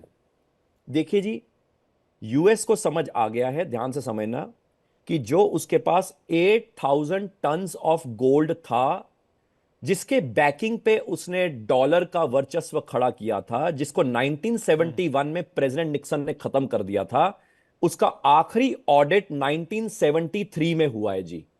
फिजिकल ऑडिट की बात कर रहा हूं, यानी कि पेपर ऑडिट की बात नहीं कर रहा। यानी कि यूएस को समझ आ रहा है कि यानी कि फिजिकल ऑडिट गोल्ड का अगर हुआ और उतना ना निकला, और जो कि अभी एविडेंट है। कौन सा, मैं 1 मिनट मैं पूरी बात कर लूं, आप 1 मिनट उंगली को थोड़ा नीचे रख लीजिए थोड़ी देर के लिए, नहीं तो मैं हड़बड़ाहट में बोलूंगा। अभी इनको समझ आ रहा है कि कॉमोडिटी एक्सचेंज वॉल्ट पे फिजिकल डिलीवरी देने लायक अब यूएस की हालत नहीं है, जिसके कारण लंदन वॉल्ट से ट्रांसपोर्ट हुआ है। और अब रिसेंटली अब इनको प्रॉब्लम दिख रही है कि चाइनीज वॉल्ट खड़े हो रहे हैं हांगकांग में भी और सऊदी में भी। इसके कारण यूएस को कहीं ना कहीं दिख रहा है कि अगर करेंसी फाइनेंशियल सिस्टम जो ब्रिक्स निर्माण कर रहा है backed by multiple resources, US के पास वो मल्टीपल रिसोर्सेज 2-3 जगह ही हैं। एक है यूक्रेन, जिसके लिए मैं कहूंगा यूक्रेन रशिया का वॉर रोकना, हो सकता है अगर रुकेगा भी बहुत कम समय के लिए रुकेगा, अनलेस एंटिल पूरे negotiation of rare earth minerals हो जाए। और दूसरा, अफगानिस्तान और पाकिस्तान, ये जो बलूचिस्तान वाला जो टेरिटरी है, वहां पे यूएस को प्रेजेंस किसी भी हालत में चाहिए। ये तीसरा एंगल को कनेक्ट अगर आप करेंगे तो आपको समझ आएगा कि यूएस और पाकिस्तान एक तरफ इकट्ठे हुए हैं अगेंस्ट तालिबान, जिसको उन्होंने बैन किया हुआ है, अगेंस्ट भारत, जिसको जी। वो टैरिफ कई और तरीके से सज्जाद निभाने की बुखारी कुछ कोशिश। कहना चाह रहे हो? उसका धीरज कौल जी आपके पास आ रहा हूं। सज्जाद बुखारी जी, सज्जाद देखिए बुखारी जी। मैं एक बात की यहाँ पे विवेक जी वजाहत करता चलूं, क्योंकि विवेक जी मैं इस बात की वजाहत करता चलूं कि जी तमाम मजाहिब बशमूल शेफ की जो धरती है या शेफ के जो मानने वाले हैं उनका भी एहतराम करता हूँ, गीता के चाहने वाले उनकी रसूमात का सबका एहतराम करता हूँ, तमाम जी मजाहिब का एहतराम करता हूँ। सिंदूर के पीछे एक वजह थी जो मैंने इन भाई को अपने कही थी, क्योंकि इन्होंने ये दूसरा पहलू रखे ना, 3 इन्होंने लंबे लेक्चर दिए हैं, एक पहलू में सिर्फ सिंदूर का जिक्र किया है। तो मैं ये कहना चाह रहा था कि सिंदूर से बेहतर ये था कि 10 मई के बाद इनको कलंक का टीका इस्तेमाल करना चाहिए था, सिंदूर से वो ज्यादा बेहतर था। और जो अमेरिका से मेरे भाई हैं, मुझे उनका नाम भी नहीं आ रहा, मैंने तभी उनको मुखातिब करके कहा है, तो अमेरिका से जो मेरे भाई हैं, मुझे लगता है ये एनालिस्ट नहीं है, ये डॉक्टर नहीं है, ये मुझे न्यू दिल्ली के वो नजूमी लगते हैं जो तोते के जरिए फाल निकालते हैं कि 10 मई को, इन्होंने 10 मई की आपको प्रेडिक्शन की थी कि आपकी अच्छा, ठुकाई होगी, सज्जाद बाकी तो बुखारी उन्होंने जी, प्रेडिक्शन एक की चीज है एक कि चीज 10 ऐड कर मई दूं, को आपकी ठुकाई एक होगी, चीज उन्होंने ऐड बताया कर था। एक चीज ऐड कर दूं। देखिए, वैसे भी इच्छुक साहब काफी हैंडसम है, तो उन्हें काला टीका भी लगाना चाहिए। मैं तो इस बात के फेवर में हूं, मेरे बाकी पैनलिस्ट भी फेवर में होंगे, और हर माँ अपने बच्चे को काला टीका लगाती है। वैसे ही भारत माता हर भारतवासी के लिए काला टीका लगाती है, तो हमारे लिए काला टीका भी शुभ है। तो दिस इज ठीक। पॉजिटिव। बेहतर रहेगा ना, वो सिंबॉलिक होता नहीं है, पता चल नहीं जाता है ना, दिस इज वो आपको पॉजिटिव। पता है, प्रोटेस्ट मैंने बता करने दिया की ना। अलामत होती है। देखिए, अब फर्क ये है कि हम काला टीका लगाते हैं, आप अब मुंह काला करा के एक आते हैं। मिनट दे दें, आप 1 मिनट दे देना, आप 1 मिनट मुझे दे दें तो मैं आज लीजिए आपका प्लीज, ये पूरा जो आपका जो अगला आपका 1 मिनट कंटेंट पूरा, है, आपका अगला 1 मिनट पूरा दिया आपको। चलिए कंटेंट जो है वो आपको फैक्ट दूसरे पर में आइएगा, बंद कर देता फैक्ट हूँ। पर आइएगा, लेकिन फैक्ट पर आइएगा। अब आपको मैं आज के पूरा जो आपका कंटेंट है उसकी जो वजूहात हैं, अमीर मुत्तकी का जो आपका दौरा है और आपकी जो परेशानी है, देखिए आप हमेशा ऐसी बगलें बजाते हैं जब आप कहते थे अब की बार ट्रंप सरकार, अब की हाँ बार ट्रंप सरकार, जब ट्रंप आया तो मोदी बारो बार, पिंडी बारो बार। पहले तो आपके साथ ये खेल हो गया, फिर उसके बाद आपने बोला अभी शी जिन वहां पहुंचे एससीओ में, वहां पर आपने हमारे जो फपा कुटनी वाला काम करना था, वहां पे भी आपसे हाथ नहीं मिलाया कई लोगों ने। हाँ आपने बोला मैक्रोन, वहां पे भी आपकी हालत हो गई। अभी मुझे पता है आपकी प्रॉब्लम क्या हो रही है। देखिए, अफगानिस्तान और पाकिस्तान के हवाले से जहां तक बात कीजिए, आप एक गैर फित्री अलाए हैं अफगानिस्तान के। आप बजाय कि अफगानिस्तान में इंफ्रास्ट्रक्चर डेवलप करें, आप बिहार के लोगों की जिंदगी बेहतर करें। आप अपने 40% वाशरूम जो लोगों के पास दस्तयाब नहीं है, वो 40% वाशरूम बनाएं, लोगों को शेल्टर प्रोवाइड करें। अफगानिस्तान की आप फिक्र ना करें, अफगानिस्तान में आपको हम आने नहीं देंगे, ना ही आपके हम पंजे गाड़ने देंगे। वहां पे भी ठुकाई करेंगे, आजू बाजू भी ठुकाई करेंगे, आप बिल्कुल बेफिक्र हो जाएं। कुछ भी अमीर मुत्तकी साहब हमारे भाई हैं, हमारे तुरबुर हैं, हमारी बोली है, वहां पे भी नूरजई है, अचकजई है, तरीन है, काकड़ है और दीगर सब ट्राइब हैं। यहां पर भी हमारे भी वही ट्राइब है, हम आपस में रिश्तेदार हैं, मिलते जुलते रहेंगे। ठीक है, आप जो है अपने लिए बरनौल का बंदोबस्त करें। बरनौल जो होती है वो बड़ी अच्छी दवाई होती है, ठंडक भी महसूस होगी, आफाका भी होगा। ठीक है, और जनरल साहब का मैं बहुत एहतराम करता हूं। जनरल साहब, ये आप पुरानी किताबें पढ़ते हैं तो अपने बच्चों को सच सबक बताएं कि 10 मई की रात को आपका उड़ी, थोड़ा पठानकोट, सांस ले आपका लीजिए, ब्राह्मूस, धीरे धीरे आपकी बोल जो है लीजिए। राफेल, आपकी राह भी फेल हो गई उस दिन। ये अपने लोगों को सच बताएं।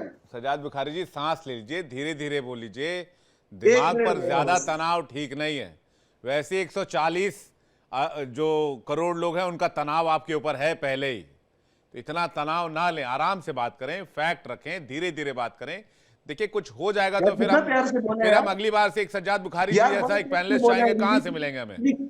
खुदा ना करे आपको कुछ हो जाए। मैं आपकी सलामती के लिए दुआएं करता हूं, इसलिए थोड़ा आराम एहतराम से बात करें कि ये कर देंगे, वो कर देंगे, ठुकाई कर देंगे, ऐसा कर देंगे, वैसा कर देंगे।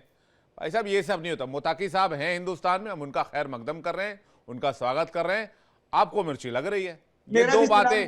वैसे ही सच्चाई है कि हमारे पास एक चांद और एक सूर्य है, ये वही सच्चाई है कि आपको मिर्ची लग रही है। मुताकी साहब यहां पर हैं। अब मुताकी साहब यहां हैं तो भाई आपकी भाईगिरी का, आपकी दोस्ती का लग गया ना, क्या करेंगे? अब नहीं कुछ कर सकते हैं भाई। आपने बड़े अरमानों से उनको पाला, उनको खाना खिलाया, लेकिन फिर उन्हीं को ठोकने बजाने में लग गए आप, उनके फाइटर जेट घुमाने लग गए, उनके। यानी आप उनको अफगानियों को क्या कह रहे हैं? पालतू कह रहे हैं, पाला, ये लफ्ज आप उनके लिए इस्तेमाल कर रहे हैं। तालिबान को किसने पैदा किया? ये इज्जत दे रहे हैं आप उनको। तालिबान को किसने पैदा किया? ये इज्जत दे रहे हैं भाई साहब, मैं तालिबानियों की बात कर रहा हूं। किसने किसने नहीं, बनाया? हमने कहा मुत्तकी साहब को ऐसे ना बोले, आप मुत्तकी साहब की इज्जत करें, ठीक है? मुत्तकी साहब जो है मुत्तकी साहब की बड़े इज्जत आप परहेजगार करें। इंसान हैं, आपने और हमारे अफगानियों साथ को किसी डूरन की बॉर्डर ताल्लुकात पर मारा है, उनको निकाला है, नहीं, मैं अफगान ये शरणार्थियों को नहीं सुन पीटा सकता। है, मैं महिलाओं अपने बच्चों अफगान को भाइयों मारा की है, तरफ नहीं सुन जबरन सकता। रेप मुत्तकी किया साहब आपकी की इतना सेना के नहीं जवानों सुन ने। सकता। मैं धीरज कौल नहीं, साहब से मुत्तकी साहब बहुत परहेजगार इंसान है, बड़े अच्छे आदमी, ऐसी मैं बातें मुझे ना करें तभी इनके तो भारत खिलाफ। के दौरे पर आए। मैं एक नहीं अच्छा बर्दाश्त इंसान कर एक सकता। अच्छा इंसान एक अच्छे हमारे पड़ोसी को तुड़तुड़ पहचानता है। एक वो अच्छा हमारे पड़ोसी तुड़तुड़े वो पश्तो होता है बोलते हैं, हमारी हम जुबान जो नहीं है। दूसरे के पड़ोस ऐसे ना में बोलिए उनके आतंकी ना खिलाफ। भेजे। धीरज कौल साहब कुछ कहना चाह रहे हैं, मैं ज्यादा समय नहीं लूंगा। धीरज कौल साहब। हाँ, देखिए, आपने इनको पूरा लेक्चर देने दिया। ये भाई साहब, मुझे पता नहीं इनका नाम क्या है, अफगानिस्तान से हैं शायद। मुझे अपने बारे में बताने की जरूरत नहीं है, आप खुद रिसर्च कर सकते हैं। और मैं इनकी इग्नोरेंस पे मुझे शर्म भी दया आती है। Anyway, coming back to it, हमारा पॉइंट भारत का हमेशा रहा है कि अफगानिस्तान, जो मुझे समझ है, अफगानिस्तान के साथ अच्छे रिलेशनशिप रखना। अफगानिस्तान भारत के खिलाफ किसी टेररिज्म एक्टिविटी के लिए अपना लैंड को ना दे, उसको रोकना।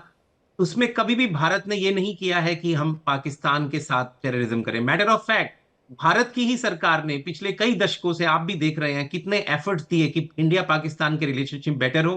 पर हर एफर्ट के बाद पीठ में छुरा घोंपने का काम कौन करता है, ये हिस्ट्री दिखाता है। तो एक ट्रस्ट डेफिसिट इतना स्ट्रांग हो चुका है भारत पाकिस्तान में कि अगर गवर्नमेंट चाहे तो भी लोगों को एक क्लियरली दिखता है कि धोखे की सिचुएशन क्रिएट हो सकती है। और मैं तो ये कहूंगा, ये जो पाकिस्तान में बैठ के हमें ज्ञान दे रहे हैं, इनका जो democratically elected leader Imran Khan, जो भी उस ट्राइब एरिया से कनेक्टेड अपने आप को बोल रहे हैं, उनके बारे में ये क्या कर रहे हैं? क्या इनकी पब्लिक प्रोटेस्ट करती? इनके आर्मी के जनरल्स, ये अमेरिका की बात करते हैं, 80% उनके बच्चे यहां पढ़ते हैं। मैं खुद को, 3 को तो मैं ही जानता हूं इनकी एक्सटेंडेड रिलेशनशिप में। 50 से $150 मिलियन के बिजनेसेस होते हैं। ये जनरल साहब बैठे हैं, इनसे बताइए इनके पास कितने मिलियन डॉलर का बिजनेस है? क्या इनके पास 10 एकड़ की कोठी है? नहीं होगी जनरल साहब के पास। मैटर ऑफ फैक्ट, जनरल साहब के पास अगर ईमानदारी की कमाई है तो शायद 1 से 2 मिलियन डॉलर जमा करना भी बहुत बड़ी बात होती है। मतलब इंडिया के करेंसी में 10 करोड़, मैं बात कर रहा हूं हजारों करोड़ की। तो इनकी आर्मी देश को चलाती है, देश आर्मी को नहीं चला रहा, नंबर 1। और ये पब्लिक के लिए एक बहुत बड़ा धोखा इनकी नेक्स्ट जनरेशन के साथ हो रहा है। ये मजाक चल रहा है। At the end of the day, Bharat और पाकिस्तान के लोग जेनेटिकली सिमिलर हैं। इनको, इनके दर्द को हम भी फील करते हैं और हमारे दर्द को कुछ अच्छे पाकिस्तानी भी फील करते हैं। ये भारत पाकिस्तान के रिलेशनशिप फ्यूचर में अच्छे हो, नहीं तो ये सबके अपनी लिए अच्छा है। ये लेकिन मेरी बात खत्म हो, नहीं, हाँ। आप मेरी बात खत्म होने दीजिए। इनको आपने 2 मिनट तक बकवास करने, मेरी बात सुनिए। ये रिलेशनशिप देखिए, अच्छे होंगे, हाँ, ठीक है, बोल हमारे लीजिए, ही हाँ। लाइफ टाइम में अच्छे होंगे। हाँ। और पाकिस्तान के लोग रिवोल्ट करेंगे इनके माइंडसेट के खिलाफ, नहीं, क्योंकि कहते हमारी अपनी इकोनॉमी बड़ी नस्लों को मजबूत है। डिस्ट्रॉय कर रहे हैं। नहीं, कह रहे हैं हमारी I'm इकोनॉमी sorry? बड़ी मजबूत है। इनकी, ओके, देखिए, मैं फाइनेंशियल सेक्टर से जुड़ा हूं, आप इसको अच्छे से जानते हैं। डी डॉलराइजेशन 89% हुआ है। मैं आपको नंबर्स दे सकता हूं। पाकिस्तान की economy one of the worst performing economies है। अमेरिका थोड़ी हेल्प करने की कोशिश कर रहा है, इसमें कोई दो राय नहीं है। लेकिन आप एक मटकी जिसके अंदर 2 छेद हैं, कितना पानी भरेंगे? वो पानी लेके अमेरिका पहुंचा देते हैं, यूके पहुंचा देते हैं अपने बच्चों के नाम पे। अगर इनका ऑडिट करें, पैनामा, आप वो फाइल्स को उठाइए, उसमें पाकिस्तानी लीडर्स के टॉप नंबर्स थे। कहीं ना कहीं ये हमारी जिम्मेदारी नहीं है, ये इनकी पब्लिक की जिम्मेदारी है कि एक्सपोज करें इन पॉलिटिकल करप्ट आर्मी के और पॉलिटिशियंस को। इट्स अ अरे नेक्सस। वो उनपे गोली चला देंगे, फाइटर जेट घुमा देंगे। का फ्यूचर, कहां आप उनको उकसा रहे हैं? कौल साहब, आप कहां पाकिस्तानियों को उकसा रहे हो? F-16 घुमा देंगे उनके ऊपर। मैं छोड़िए, आप, मैं आपको बताता हूं, ज़ेन जी की पावर को आप अंडर एस्टिमेट मत करें। आजकल सोशल मीडिया का जमाना है, लोग रिसर्च करते हैं और पाकिस्तान में भी बहुत इंटेलिजेंट भाई लोग हैं। साहब, जैन जी It's लड़ेंगे तो लाठी डंडे से ना, वो F-16 घुमा देंगे, क्या Does करेंगे? not आप कहां matter. पाकिस्तानियों को फंसा रहे हैं आप? आप क्या बात कर रहे हैं? भारत ने अपनी आजादी के लिए लाठी डंडे से बच गए, तो आपको क्या लगता है पाकिस्तानी लोगों ने भारत की आजादी में कंट्रीब्यूट नहीं किया? तो वो लोग भी अपने देश को आजाद करवा सकते हैं इस इस नेक्सस से। सज्जाद बुखारी जैसे जो एक लोगों से, जोक बिल्कुल के सही जैसे बात है। पाकिस्तान को चूस रहा है। इन्होंने और आप गुलाम खुद ही बना देख रखा है रहे पूरे पाकिस्तान को। सज्जाद बुखारी जी कुछ कहना चाह रहे हो? सिवाज सर, मैं आपके पास आ रहा हूं। विवेक जी, मेरे भाई देखे कितनी अच्छी पहले बातें करते। देखे मेरा कमाल, जैसे चाबी वाले खिलौने को चाबी दे दी जाती है, कैसे फिर ये बिटर बिटर बिटर शुरू हो गए। इनको मैंने बताया, इन्होंने कहा कि मैं इकोनॉमिस्ट भी हूं।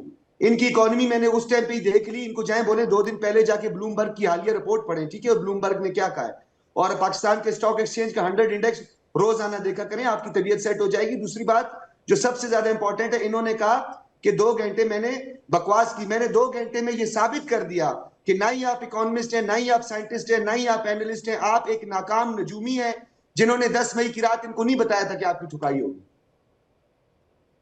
भाई यही था आपके जमा खाते में। ब्लूमबर्ग की रिपोर्ट क्या था? ब्लूमबर्ग की रिपोर्ट में बाकियों को भी तो टाइम देना है ना।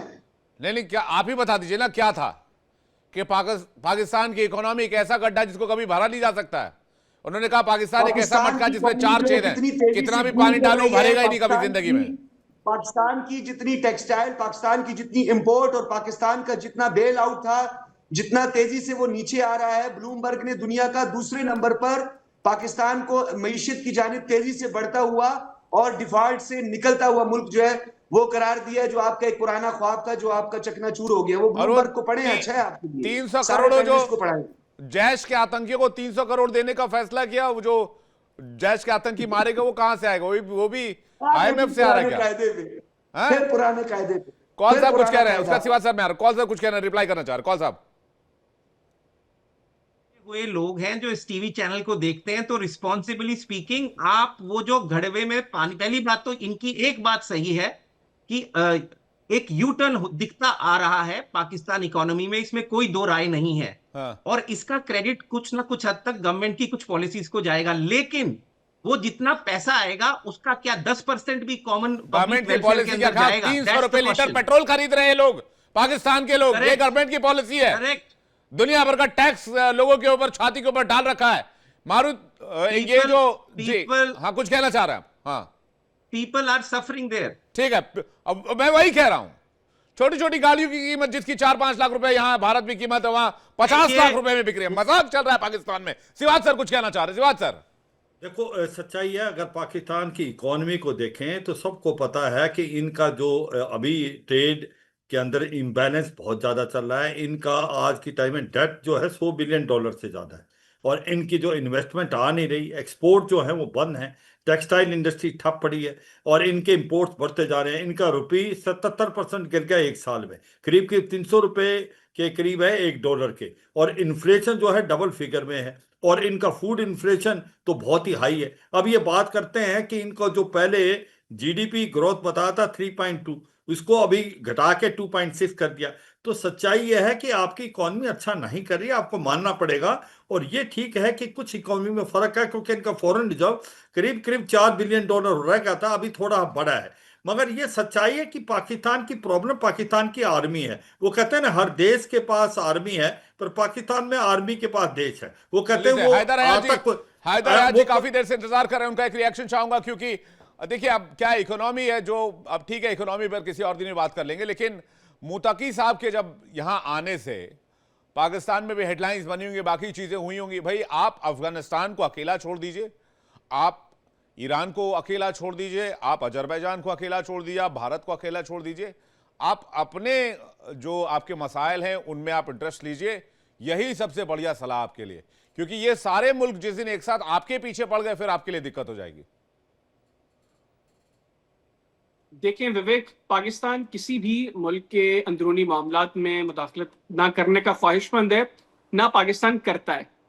ये आदत, गंदी आदत जो है, ये भारत को है, और इसी वजह से इस खित्ते में जितने भी भारत के हमसाया ममालिक हैं, कोई एक मुल्क भी ऐसा नहीं है जिसके भारत के साथ अच्छे ताल्लुकात हों। आप पाकिस्तान की बात कर लें, आप बांग्लादेश की बात कर लें, आप नेपाल की बात कर लें, आप श्रीलंका की बात कर लें, कोई मुल्क, इवन चीन की बात कर लें, आपके किसी के साथ अच्छे ताल्लुकात नहीं है। जो सबक आपने मुझे दिया, मेरी आपको एक बरादराना एडवाइस है कि यही सबक आप अपनी हुकूमत को दें कि बाकी ममालिक के अंदरूनी मामलात में मुदाखलत से गुरेज करें। मैं आपको बहुत इंटरेस्टिंग फैक्ट बताता हूं, माफी चाहूंगा। ये नहीं कहूंगा एक साथ सब आ थोड़ी खराश हो रही है। अगर सिर्फ पाकिस्तान के साथ ही दोबारा पंगा ले लिया ना, तो जो कुछ मई में होगा उससे ज्यादा बेड़ा गर्क करेंगे आपका। अब पंगा वंगा तो छोड़िए, वो पंगा वंगा का क्या ही बताऊं मैं आपको। आपने एक सैटेलाइट इमेज तक नहीं दिखाई, मैं आपसे रिक्वेस्ट करता रह गया एक सैटेलाइट इमेज दिखा दीजिए। मैं तो आपसे कह रहा हूं, वो भी नहीं दिखाया। आप एक फोटो दिखाने के लिए तैयार नहीं। आप चाइना से रोटियां मांग सकते हैं, एक सैटेलाइट इमेज तो मांग लीजिए कम से कम। तो ये पंगे वाली बात तो रहने दीजिए। जहां तक फॉरेन रिलेशन की बात रही, फॉरेन रिलेशन को मापने का एक बेहतर पैमाना मैं आपको बताता हूं। एफडीआई जिस देश में जितना स्ट्रांग होगा, आप समझिए उसके फॉरेन रिलेशन उतने बढ़िया हैं। और आज की तारीख में भारत का एफडीआई ऑल टाइम हाई है, one of the best time में है। अमन चुग साहब से इस पर एक 10 सेकंड का रिएक्शन चाहूंगा एफडीआई पे और फॉरेन रिलेशन पे, उसके बाद मैं आगे बढ़ूंगा। जी अमन चुग साहब। बिल्कुल जी, हर साल एवरेज $100 बिलियन का एफडीआई आता है मोटा मोटा, एंड स्पेशली जब से मोदी गवर्नमेंट आई है तो जो हमने 1947 से 2013 में एफडीआई लिया था, उससे भी ज्यादा हमने पिछले 10-11 साल में ही हासिल किया है। साथ में जब ये पैमाना है फॉरेन रिलेशन का, और क्या है साथ में जब ये जिक्र कर रहे थे कि पाकिस्तान की इकोनॉमी में $4 बिलियन के जो रिजर्व्स हो गए हैं, देखिए जी आईएमएफ ने $7 बिलियन का लोन प्रोग्राम दिया था, उसके कारण पाकिस्तान की इकोनॉमी अभी स्टेबलाइज हुई है। तो यानी कि इन्होंने अपने बलबूते पे कुछ नहीं किया, आईएमएफ से $7 बिलियन आया है। तो हुई है। अब $100 बिलियन आपने सुना दिया, अब रात भर जीरो लिखते रहेंगे सज्जाद बुखारी साहब बैठकर, कितने जीरो हुए नहीं हुए। खैर बहुत बहुत शुक्रिया सज्जाद बुखारी जी, हैदर रहत आपका हमारे साथ जुड़ने के लिए, और अमन चुग, धीरज कौल और शिवासर आपका भी जुड़ने के लिए। दर्शकों आपका भी बहुत बहुत शुक्रिया हमारे साथ जुड़ने के लिए आज की डिबेट में।